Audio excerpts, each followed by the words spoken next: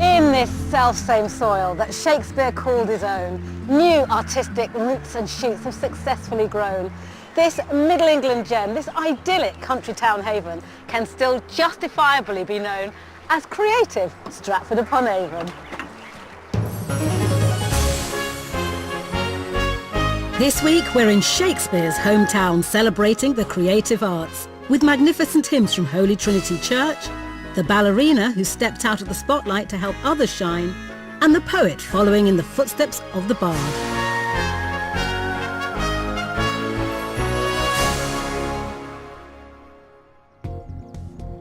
Shakespeare's legacy is alive and well in the town's world-class theatre, and the artistic flair doesn't end there.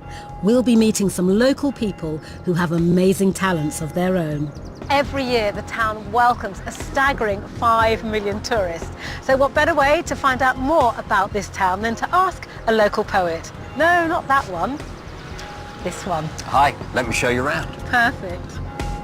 And of course, David's written our tour in rhyme with ideas of how you might spend your time. A town like no other, touched by a great writer's charm, now has restaurants, galleries, and even a butterfly farm. Locals and tourists mix in Bancroft Gardens to relax in this world-famous venue, far off the beaten tracks.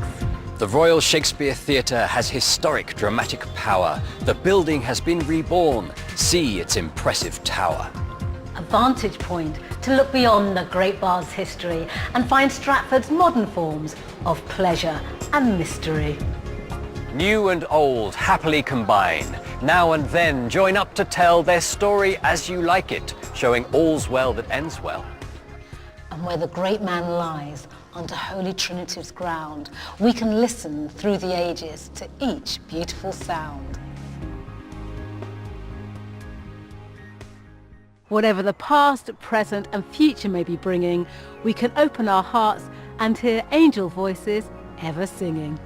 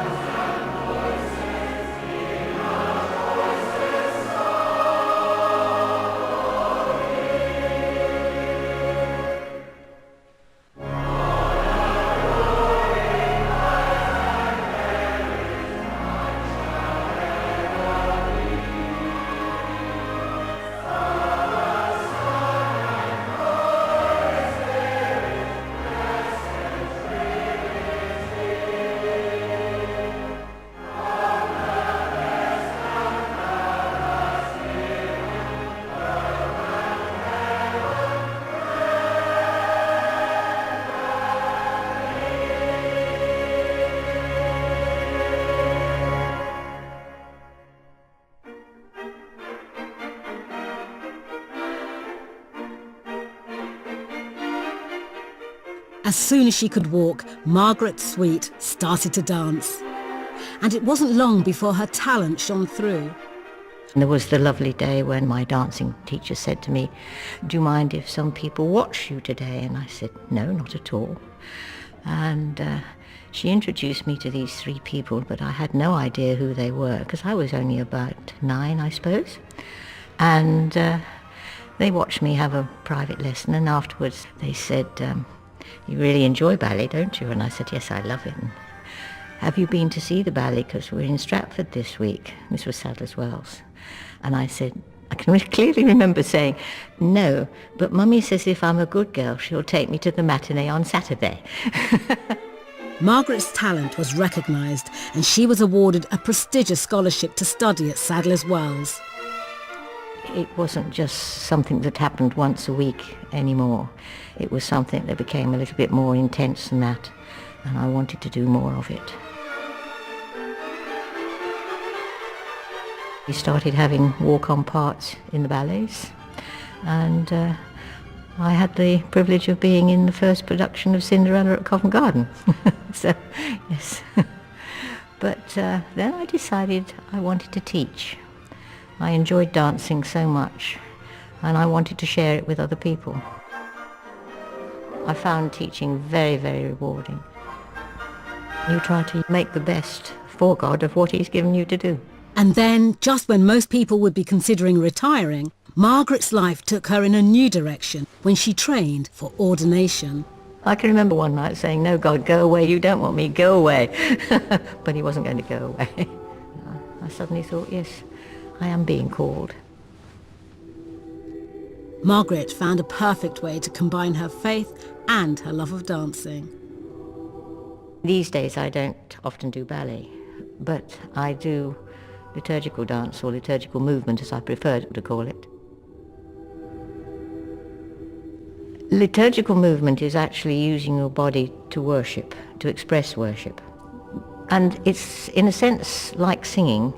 You are helping other people to worship, and your movement in that is expressing for other people what perhaps they can't get up and do, and what perhaps they can enjoy and join in worshipping through watching somebody do it.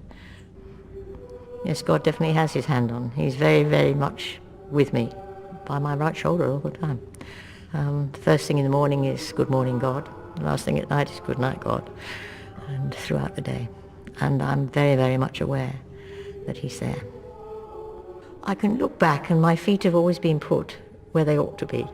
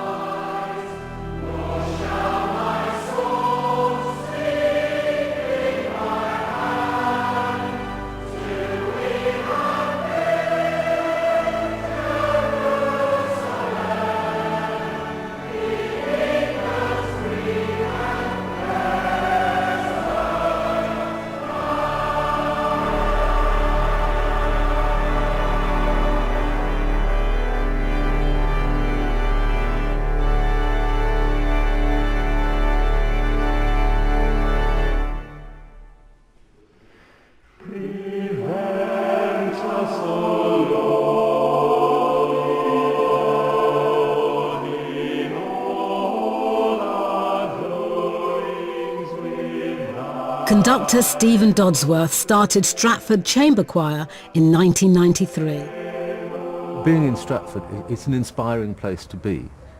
There was a lot of music going on, but not exactly the sort of music that I wanted. I wanted a smaller group that was more flexible, and a chamber choir provides that. It's like playing an instrument. When the choir is particularly responsive, it's really, really exciting. And Stephen uses that instrument to perform his own compositions. Most of the music I've written has been since I came to Stratford.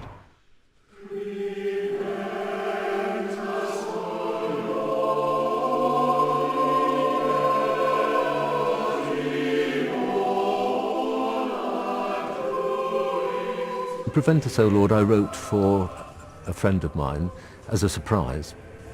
It was his 60th birthday. He sings in the chamber choir, he also sings in the choral society, he also sings in Holy Trinity Choir. And I arranged with the director of music at Holy Trinity that it would be incorporated in a service on his birthday.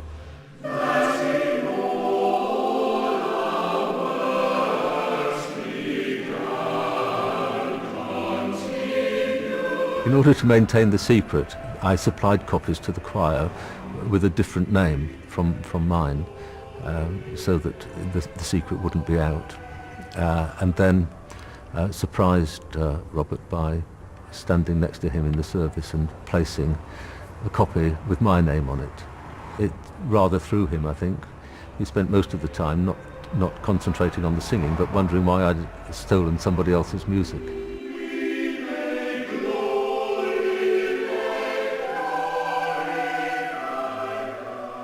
The words really, if we're talking about inspiration, the words are the inspiration.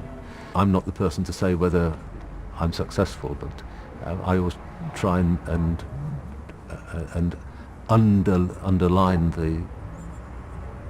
the real sense of the words, trying to avoid mawkish sentimentality.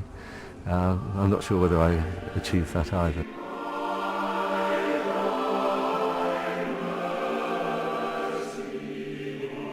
Standing in front of the choir when they are singing my music, I suppose it's a bit like the cat that got the cream, because it's a very privileged position, and there are a lot of people involved, and they're actually giving shape and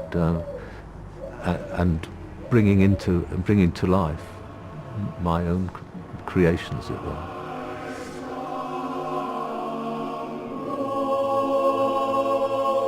I've always been involved in playing the organ or directing, and the distraction that offers is sort of the sacrifice one makes for the worship, because the music in worship is such a significant part.